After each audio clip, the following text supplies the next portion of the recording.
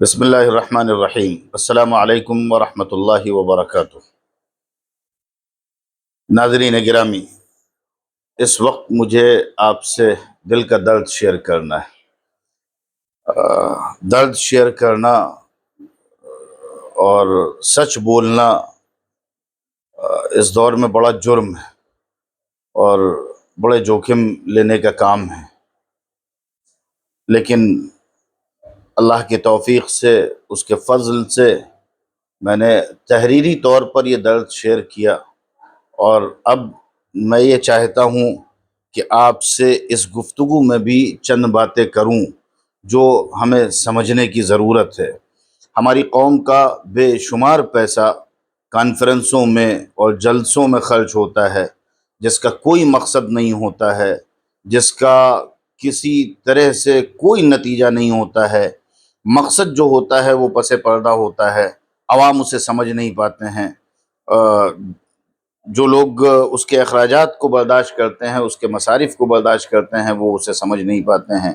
عام طور پر کسی حکومت کے موقف کو درست قرار دینے اور کسی کی سیاست کو چمکانے اور کسی کے موقف کی تائید کرنے کا مقصد پس منظر میں ہوتا ہے۔ اور میں آپ سے یہ بھی عرض کر دوں کہ کانفرنسوں کا ایک فیشن بن گیا ہے۔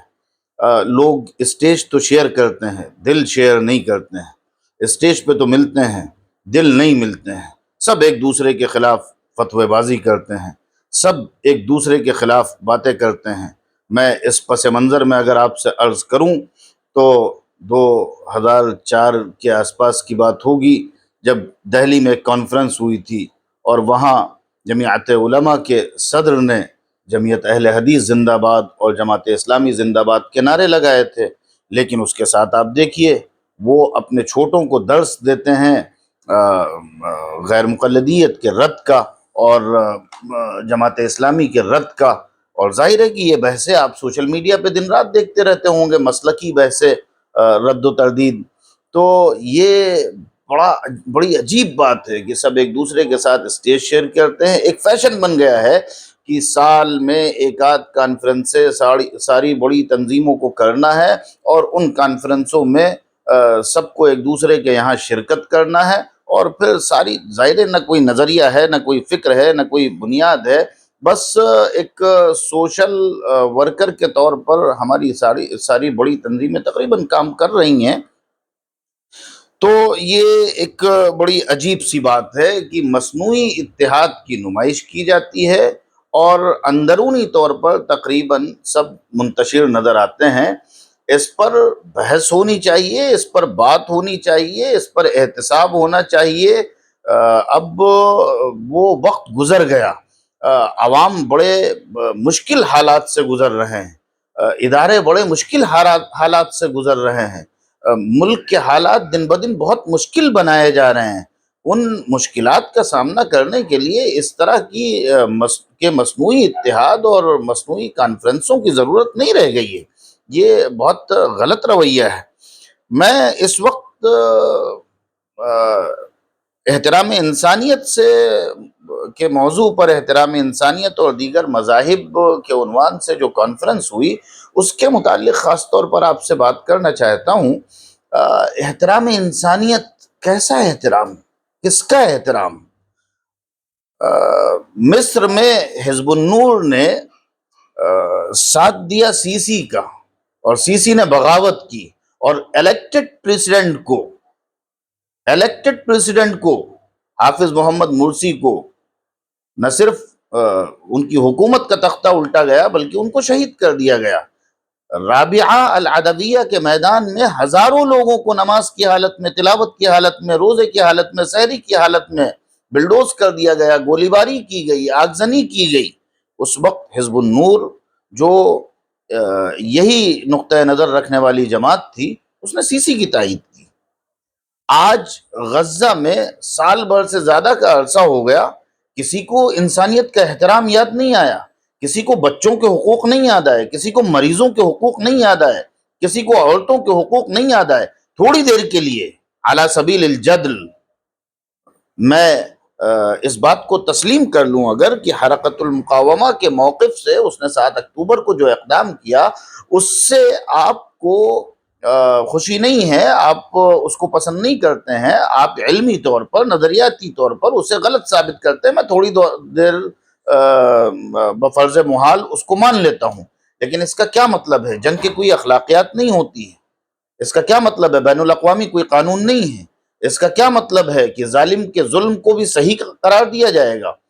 کسی کو انسانیت نہیں یاد آئی جب وہاں کے اسپتالوں کو مسمار کر دیا گیا، جب وہاں کے اسکولوں پر چھتیں گرا دی گئیں، جب وہاں کے بیسیوں ہزار بچوں کو شہید کر دیا گیا، وہاں کی عورتوں کو شہید کر دیا گیا، وہاں کا دانا پانی بند کر دیا گیا، ضروری انسانی امداد کے سامان کو روک دیا گیا، لوگوں کو بھوکے مرنے پر مجبور کر دیا گیا، تو احترام انسانیت پر کانفرنسیں نہیں ہوئیں؟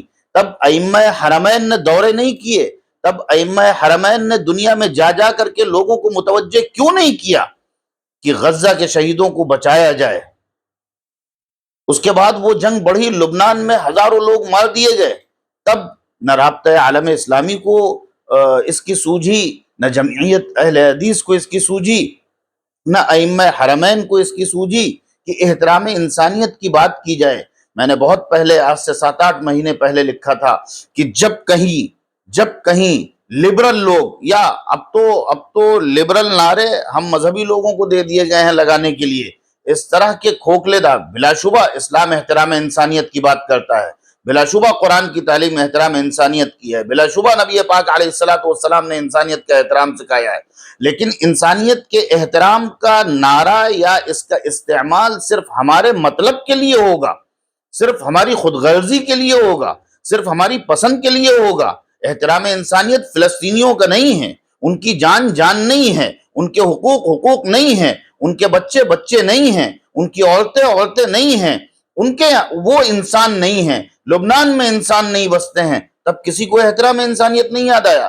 اس ماحول میں نے اس وقت لکھا تھا کہ اگر کوئی حقوق نسواں کی، حقوق اطفال کی، جمہوریت کی، احترام انسانیت کی، ان چیزوں کی بات کرے تو اس کے منہ پہ تھوک دینا چاہیے اور اس سے کہنا چاہیے کہ قول و فعل میں تمہارے تضاد ہے۔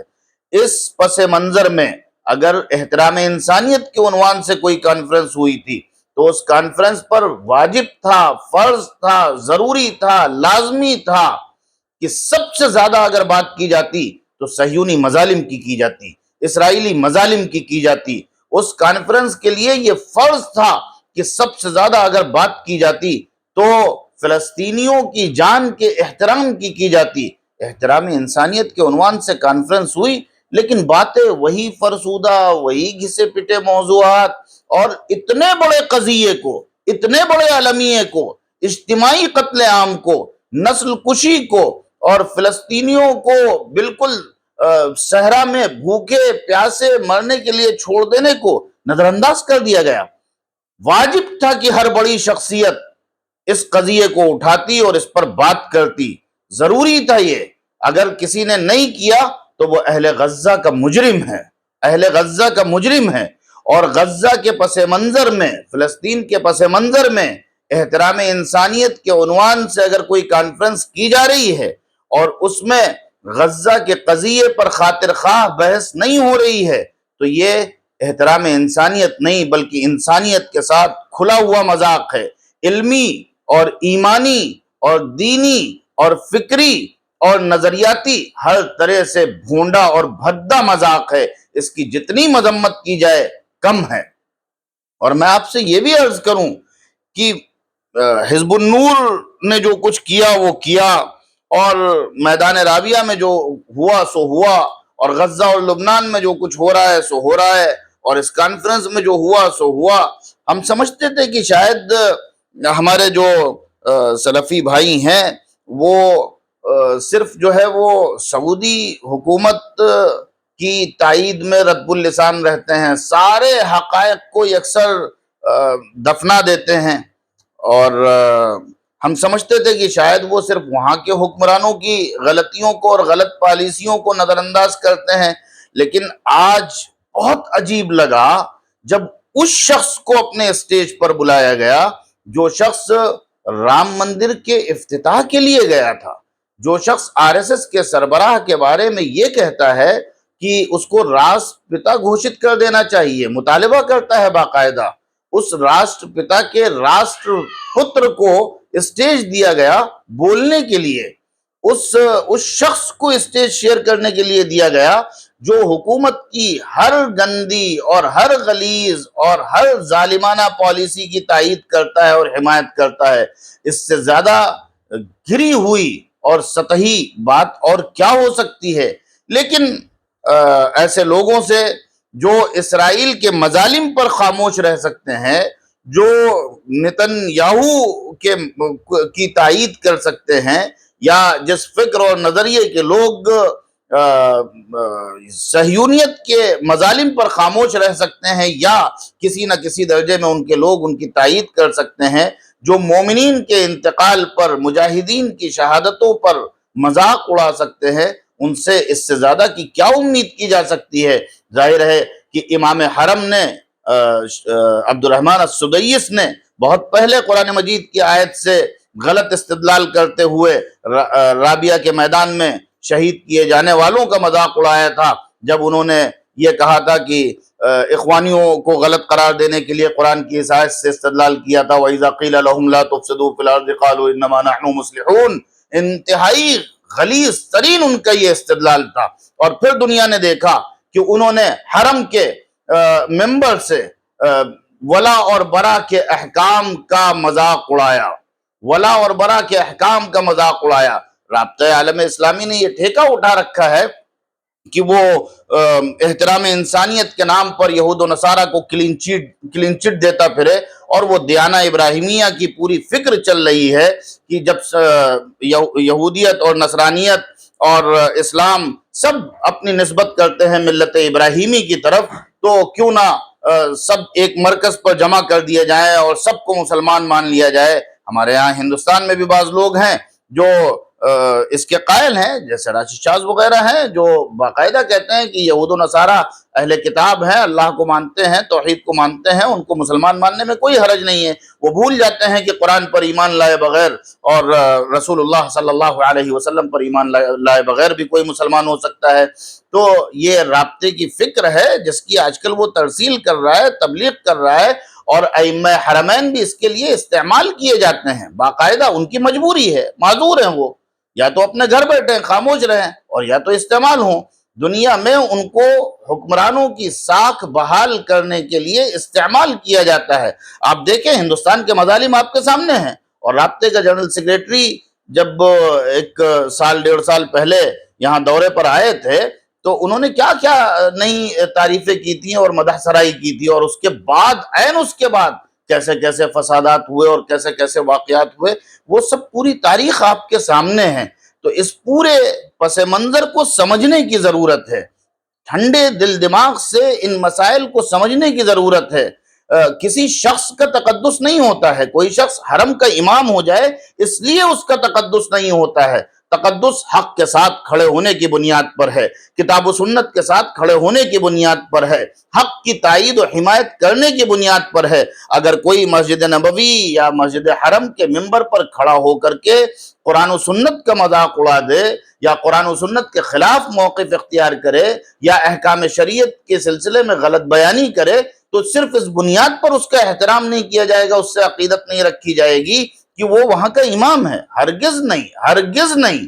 یہ بہت غلط کنسپٹ عام کیا گیا ہے، عوام بیچارے سمجھتے نہیں، وہ سمجھتے ہیں امام حرم شریک ہوئے تو سب کچھ اچھا ہوگا، سب کچھ بہتر ہوگا، بڑی سعادت کی بات ہوگی۔ ظاہر ہے کہ امام حرم کے پیچھے نماز پڑھنے کے لیے کوئی نص نہیں ہے کہ اس میں زیادہ ثواب ملے گا۔ ان چیزوں کو سمجھنے کی، اس پورے پس منظر کو سمجھنے کی ضرورت ہے۔ اس وقت اللہ تبارک و تعالیٰ کی طرف سے یہ انتظام کیا گیا ہے کہ اگر کوئی کھل کر کے فلسطینی مجاہدوں کے ساتھ نہیں کھڑا ہے، ان کی تائید نہیں کر رہا ہے، یا ان کی حمایت نہیں کر رہا ہے، تو آپ یقین جانیے پھر وہ حق کے ساتھ نہیں ہے۔ حق یہ ہے کہ ان کا احترام کیا جائے، ان سے محبت کی جائے، ان کی جس اعتبار سے ممکن ہو تائید و حمایت کی جائے۔ وآخر دعوانا ان الحمد للہ رب العالمین۔